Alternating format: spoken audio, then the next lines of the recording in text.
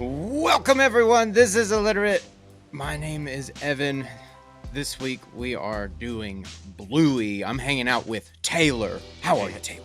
Good. I've also gone into the Bluey universe, yeah. Bluey. This might be a new title for some of you. This is a bit different than anything that we've really ever done. Bluey is an Australian preschool animated television series on ABC. It is in its third series. It just premiered its third season. It's huge, and we're covering this right now because it is approaching critical mass in a way that's hard to explain. Right. Because number one, this isn't for us, and we don't have kids or anything, so it's just not for us, and our audience and those types of things. This is just a little bit outside that wheelhouse, but this is about to be everywhere. You're about to not be able to escape this. Yeah. Bluey. Yeah. So, this came to us in a different way. Taylor is the one that actually brought this. We've never had a suggestion come like this before. Why? Yeah. Not so much a suggestion, but it was certainly a glimmer. So I was a little bit familiar with Bluey from my partner's nieces and nephews. Hang out with them all the time. They're of this age range, and it's always on in the background, and they love it. I was at a event with a bunch of little kids and families and whatnot of people that I didn't know, and I was occupied with tasked with engaging with the little ones, and that was a thing that I know that kids like. And so I said to one little girl, I said, "Oh, do you watch Bluey?" And she looked at me so suspiciously and said, "How do you know Bluey?" And it just cemented for me. You know Bluey. The fact that, why should I be knowing about this? This is for kids only, but it really has exploded internationally. Not just, that's what's so cool about it, is it's through and through Australian, but kids. The second I looked into it, I saw, oh my gosh, this is exploding. And I almost was like, how have I not heard about it? And it was almost one of those things where it's like, maybe I have seen the title flipping through Disney Plus. It started to bubble up, but it's not really. So this is very interesting, and it did not take long for me to really stop and think about this, because look, there are tons of animated shows about anthropomorphic animals, dogs, even. I grew up on Blue's Clues. I mean, Bluey. Here we are. So. Yeah. Bluey immediately stood out to me. I watched a few episodes. I watched a couple of the how best of greatest hit episodes. Yeah. And what stuck out to me is the simplicity of it. It's not over hashing anything. It's modern and it's quick. We're talking about 9-minute episodes with titles and credits on top. So it's really, really quick, and it feels so authentic without feeling like I have heard this before. I've done this before. It feels quick in the moment. And my gosh, Australian, how interesting. So I thought, why not? This is a perfect thing. I want to know everything about how this came to us, and I guess why it's now starting to blow up. Because I'm really glad we're doing this, because we're going to be right on the cusp of everybody knowing about Bluey. We're breaking Bluey. Yeah. So pretty much a singular force. Joe Brum, and he is from Queensland, Brisbane, where this is featured, and Ludo Studio is the animation studio, and they're known for some Australian kids shows, but nothing that an international audience would really know.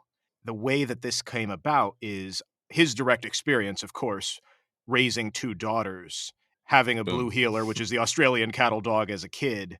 This is not something that necessarily is out of left field for him. He worked for a decade as a freelance animator in London, and he worked on a couple big shows there, Charlie and Lola, and then Peppa Pig is probably the one that people would know a lot of. Peppa. And so in a way is huge. Yeah, that's kind of, if you think about Bluey, it's like we haven't done a thing about Peppa Pig, right? Because I mean that hit critical mass before we had a show. So this is probably the first thing that I mean, this is going to rival. This is what I'm saying. Yeah. So it's almost like Peppa Pig for an Australian audience, but there's some crucial differences, which we'll get into. But kind of that, you could see where he's saying, oh, I want to do something, because Peppa Pig is very British, and there's all sorts of Britishisms that kids pick up on and adults laugh about because they're so inundated with that show. And it's happening with the Australian lexicon as well. with with Bluey. But back to Joe. So he conceived of this idea in 2016 and pretty traditional sort of process, produced a 1-minute pilot in his spare time, went to Ludo to Hmm. develop. They then developed a 5-minute version, which they pitched to ABC, which is the Australian broadcasting, and BBC, and they sort of collabed on this for a refined 7-minute pilot. And then both of them are funding and involved with some other groups, and that's how you get the first season of 52 7-minute episodes. But didn't Wow. air until 2018 in Australia and didn't come to Disney Plus until 2020. And so that's why it popped off. It was crazy. It's Right. the highest downloads for any ABC TV show on their streaming site. So Oh my gosh. blew up in Australia, but took a while to get international. I think the pandemic obviously helped where people want to figure out what to show their kids, and then boom, here's this show with 52 episodes on Disney Yeah. Plus. I was Yeah. I was staggered at the amount of episodes, but Yeah. it's immediately not so much when you realize that they're, we're talking 7-minute episodes again Yeah. with credits and everything makes it 9. So Yeah. it's not that much, but at the same time, it's 52 episodes, it's 52 takeaway thoughts, stories, new characters. This character's Hmm. only in that one, and now they're into their third season. The third season I noticed is only 24 episodes so far. I'm not sure if what's coming out, if there's Yeah. more to come, but that's what I saw on Disney Plus. But yeah, the amount of it is pretty interesting. But again, I probably need to study more Blues Clues and that type of thing. Or like SpongeBob is actually quite Yeah, short yeah. episodes when you think about it. Yeah. So, s- Oh yeah, um, yeah, yeah. yeah, some of the writing, the premise kind of stuff, because like you said at the top, there's tons of anthropomorphized animals getting into shenanigans. What makes this pop, and what is he basing this off of besides just his idea of being a dad and raising 2 daughters? And so the biggest thing that this show revolves around is self-directed and unstructured imaginative play. All Mm, the episodes revolve around the kids playing, yeah, acting out yeah. something, and that being part of kids' development. So this is where some of the book research stuff comes in. Joe read and developed off of the work of some very important child psychologists or researchers in childhood social and emotional development. The two that I saw in an interview that he referenced, Sarah Smolansky, which her one of her big books was called Facilitating Play, came out in 90, but she had worked Hmm. decades previous. And then Vivian Paley, who was an American kindergarten teacher, but she also did tons of research as well, audio Hmm. recordings of preschoolers, analyzing how do they communicate, what's actually being said, what's going on. She also had a lot of research and work and discussion around, because for a large part of her career she was a white teacher for children of color and talking about promoting racially diverse classrooms in a time Oh when yes, people were this was a big topic of discussion. And so uh, yes. these are the works that Joe is going off of, as well as his understanding in his own relationship with his daughters, because one of his daughters really struggled with formal learning when, oh, you got to sit and Mm, take tests and do the thing and draw when I tell you and all of that. Really, he was like, it just shut her down. It was just like a zombie. But play-based learning wow. was her jam. And so this is kind of his thing, is he's like, this is critical for kids. As parents are the guides, but you let kids explore and give them opportunities to practice adult roles, learn lessons through these games, playing doctor, playing the barista at the coffee shop, just like letting them play. Yeah, Absolutely. There yeah. was a great moment in, there was one called Takeaway, which Hmm. for Americanized audience would be takeout. They're waiting on takeout to finish. Arrived and something's not finished cooking. Yeah. And there is a water hose that's leaking and the kids want to play in it. And Mhm. it takes the entire episode basically for the dad to let them do it. Yeah. So it's a very simple thing, but but like through it you get the point of it came across overwhelmingly. So I saw all of that in it. It didn't come across to me, as in those words, as Hmm. the thing that ties it all together. But as soon as you said it, it was like, oh, of course, yeah, that's Yeah. it was right there on the surface, without saying this is what this series is about. And I guess that's part of the not controversy, but it's what people like, is like he's purposefully excluding literacy, numeracy. It's focusing on life skills learned through Yeah. play. This is a direct quote from him. He said, "There's no counting in Bluey. There's no learning this or that. Just show them playing. It's to show parents that the kids aren't just mucking around. They're learning to play, learning to share, and generally you can't just Yeah. put your feet up and let them do it. Like, that's also the big part of it is the parents are extremely involved in what the kids are doing, uh, Mhm. and that's Mhm. part of the co-viewing also. That was one of their big creative aims, is to make children laugh and also show parents what kids can learn if you're engaged in their play. And, like, that's that takeaway primary Yeah. directive is like, Yeah. "Hey, don't just have them wait around, like, be involved," because it's Yeah. boring for them, that kinda thing. It's like how to make a show that a 3-year-old and a 30-year-old both get something out of.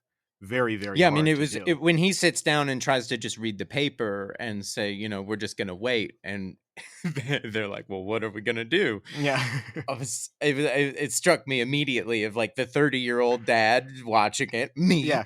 uh, you know, it this is saying, "Hey, Yeah. you've been on this planet for 30 years. Time moves differently for for you than it does for your small children who are Mhm. interested in experiencing everything for the first time. They're experimenting with everything." Mhm. That's what I was thinking about in that moment when it happened. I was just like, that's a great message for the dad that's just kind of jaded about the Mhm. moment and the logistics about the in-betweens.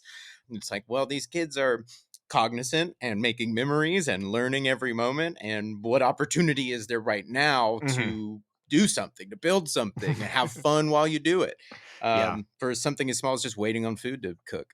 Well, that's what Joe's saying is, like, most of these episodes, if you go through all of them, it's very much they're going to the dump, they're going to the grocery store, they Hmm. need to take a bath. It's all very mundane, suburban stuff that most people I experience with love their it. kids, and he's just saying, like, yeah, that's also part of the it's not really an adventure story where there's a clear antagonist. He said, "We tried to Right. structure it so that," and because the dad, that takeaway is a more of an anomaly episode where he is really involved, and that's the interesting part, is that the parents are very involved. But he was saying in terms of the antagonists, it is more so the emotions brought up during play that Yes. becomes the central conflict. Oh, the kids are How to jealous or handle they those have things. regret, Yeah. or yeah. And that's super cool Yes. because you're still learning something, but they're not There trying to there's do that. the one that I watched where, they separate bedrooms. Bluey Uh-huh. and Bingo separate their Mhm. bedrooms. I thought that was a really interesting one to show that push and pull about, well, we had shared things, and now we are gonna have separate things, and what Mhm. is yours, what is mine, and how to navigate that. That was always very tricky with siblings, that type of Yeah, thing. yeah. And I thought it was a really beautiful example of how to, like, just positively traverse that without it being a Mhm. big deal, and give a few examples about how that doesn't have to be hard. It was very funny too in the background for the levity, for the dad to fall into this role of just of like, the mom is directing of what needs to happen with furniture in the house. Move this here, Mhm. take this out there, move that here, put their bedroom, put their bed, put their bed in the Yeah, other yeah. room. And so he just gets stuck in the back in the workman role. So it was funny to see it move from a little bit more direct. In the other one, he has a little bit of something to learn Yeah. in the takeaway one. In this one, he is pushed to the background and kind of and pushed around, which is much more of a modern take on a Yeah. father, and then to see the mother directing and pointing fingers like, this needs to go here, move that out, take them in here. It was very fresh in that term. That was very Yeah. apparent to me. They definitely, and that's what it's praised for, is a lot of the subversions of stereotypes or adding to things. That's one of the big questions is, It's are they just so boys or natural girls? at Yeah. it too. It just Yeah. waltzes right over it. Like, oh, I did that. No big deal. Like that's how Yeah. it should be. Yeah. Well, Joe he writes most of the scripts, and his daughters were 4 and 6 during the pilot, like Bluey and Bingo. So he's also saying, Beautiful. in terms of these situations, it's like, well, I'm I hope experiencing he's this at I hope he's videoing them every second of their lives. Like, I Well, need he's just yeah. material. He's just that's why he's I like, need to "I wanna pull do from it." this. Yeah, I wanna do it now because they're doing these weird things at breakfast, and it's so Yes, relatable to yes, people that are yes. having this. It's so Oh, wacky. That's also part of where you're talking about, being in the moment of it. He was like, in terms of the interest in play and role play and whatnot, he was like, "They'd be a cafe owner and I'd be the customer. We wanna play this game." And a lot of them are just this weird, bizarre thing because they don't know how cafes work. They're 4 years old. So all of a sudden now you're in a Monty Python yeah. sketch of foolishness because that's what it's like. They're but that's how you're teaching them conflict resolution and Oh all these man. things. Yeah, that's where the freshness comes in for And for it's the funny, adults. on that, it's Mhm. for a writer for a creative, that must be a dream. He's He's a parent. This is happening now. He gets to think about this and process it in this beautiful, amazing show. Mhm. And I'm thinking, like, well, this is going to be successful. It's going to go on as merchandise. It's going to last. And this is going to last probably beyond the purview of his Yeah. like energy to do it at this level. So, that's always the thing with these things that become long running and kind of staple things like Mhm. Peppa Pig. I haven't looked into it, but I would have to say that probably the people who, Yeah. initially got that off the ground might have stepped away by now. So Yeah. it'll be interesting to watch that. And it's not the case in every turn. Some people stick with it and they can just do it and it just happens. But and for a lot of creatives, the energy is happening now. The spark is Right. here. The kids will grow up. He'll be interested in other things, a new Well, and he project, might yeah. whatever way it may come. Yeah. So it'll be really interesting to see maybe what he does next, how this progresses, and what just what's next, beyond this. Because what I see right now is just like a writer's dream. He's got real life inspiration day Yeah, in, yeah. day out, and a real place to process and put it and do good in the world. I mean, good, what more could you Yeah. ask for? So, that's going to last for quite a while. It's on a rocket ship to the stratosphere. So then I'm looking beyond that. I'm looking what then yes and Yeah. Well, I had seen in an interview, he's like, "I didn't even really think I was gonna do children's animation when he started animation, so this might be corporate overlords be damned if you like you said, he doesn't have the gall because his kids are now yeah. 9 and 12, like, what what's he gonna do, you Maybe, know? yeah, maybe this is like a golden goose. It's a mic Yeah. drop, and just like this is it. Yeah, no, I'm gonna yeah. Who knows? It's just amazing. What amazing opportunity. Yeah, and some of the stuff since we're talking about him and his investment in this, I had mentioned that he had a blue heeler named Bluey in his childhood.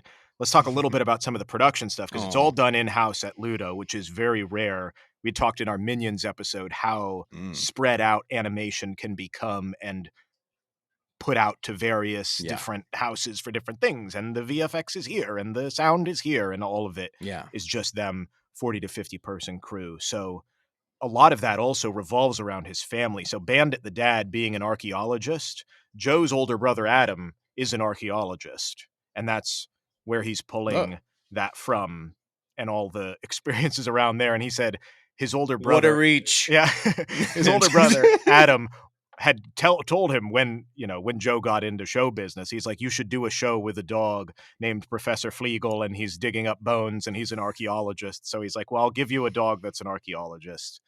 It's not gonna be all that you want." Yeah. Some of His yeah. own show. And then, going on with the family stuff, his mom is the voice of Nana, the grandma. Joe's mom Mm, is.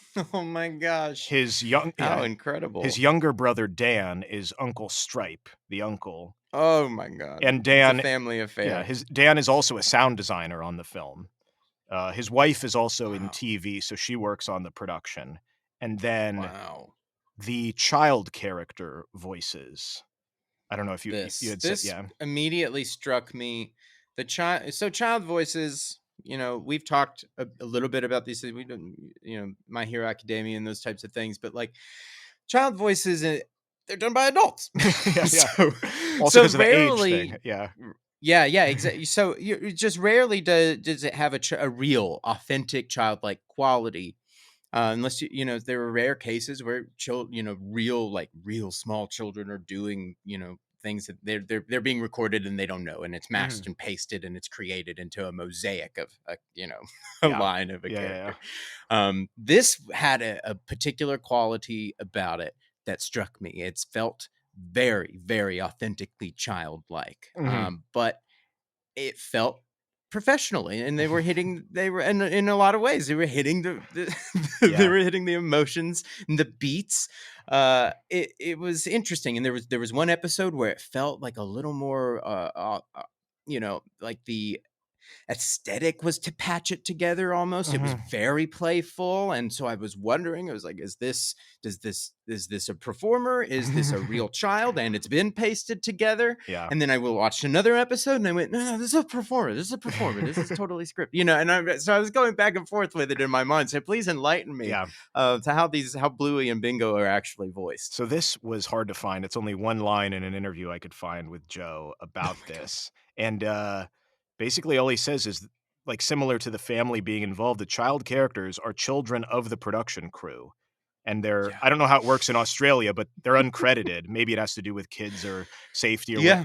whatever, but I yeah, knew it. it's I all knew it. in-house. It's There just yeah. because I knew, and that's explains why one felt a little different than the Yeah, other.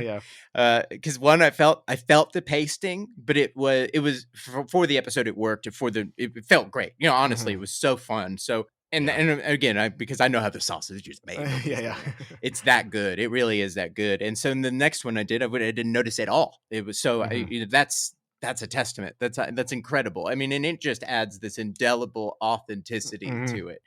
I mean, the real childlike glimmer bouncing off of the syllables and consonants in a way that is really hard to capture. I mean, people are getting paid Yeah. thousands of dollars to do it badly. Yeah. So this is pretty great.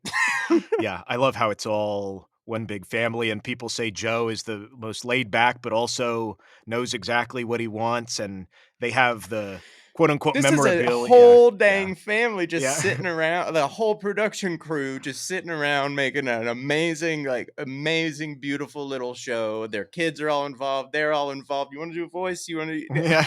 This is amazing. No matter how beautiful, like now, now it's past Joe. This is a family affair. This is a Mhm. generational affair. Man, oh gosh, what's gonna happen?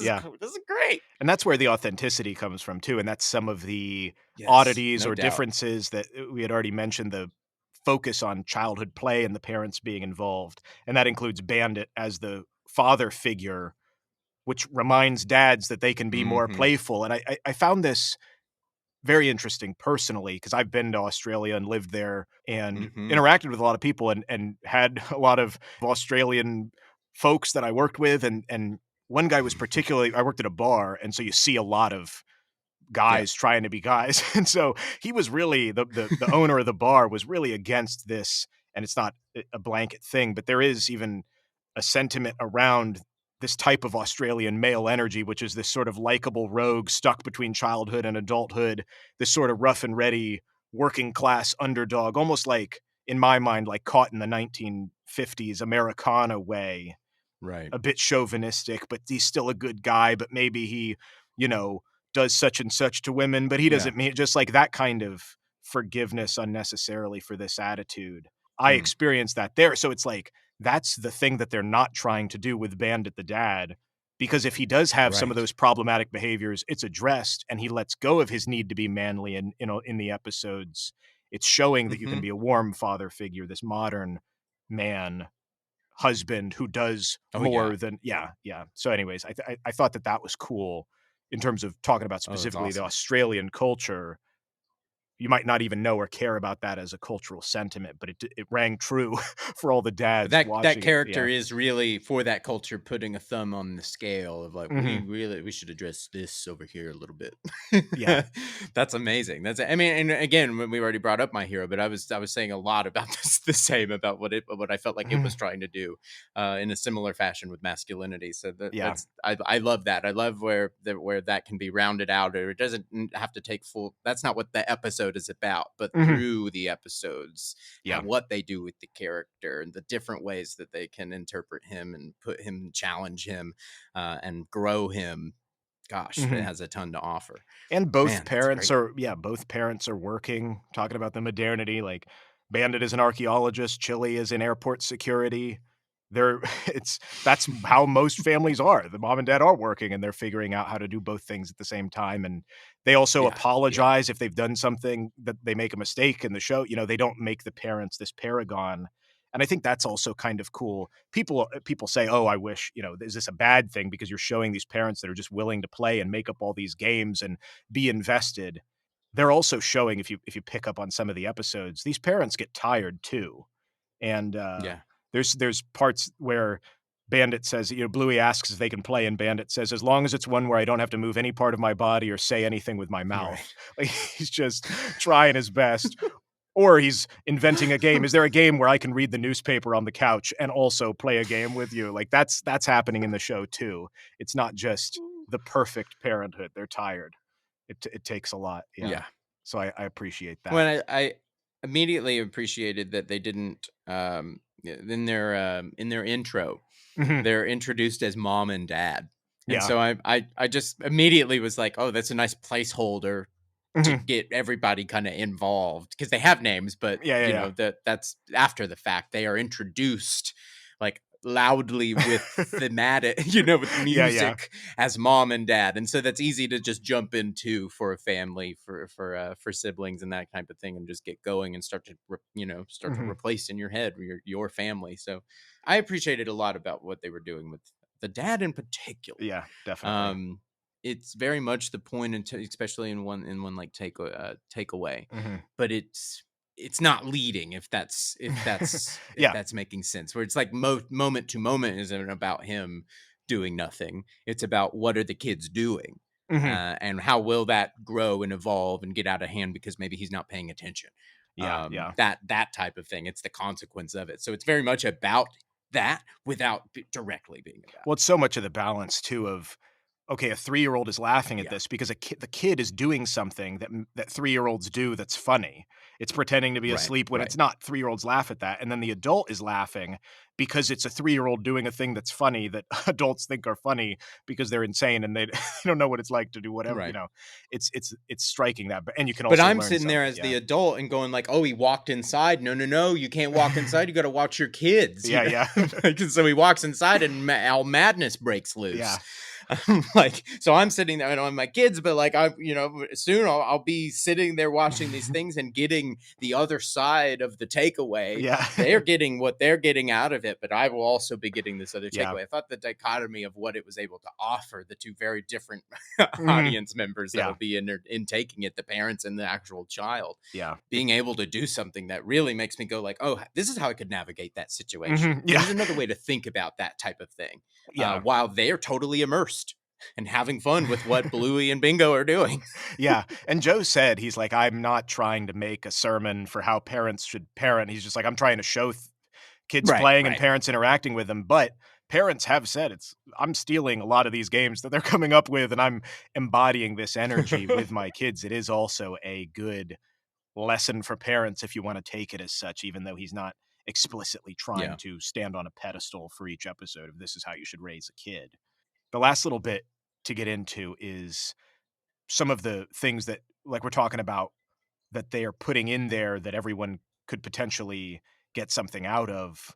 There's a lot of stuff that maybe even flies under the radar in terms of being rather modern or aware of differences in people and serious issues that a 3-year-old wouldn't get, but an adult would really Yeah. understand. You had just said offline that there was, like, some random things, like just people querying in Google, "Does Bluey have this in it?" Incredible questions here. People also ask, Yeah. um, you know, why did Bluey get canceled? That's a Yeah.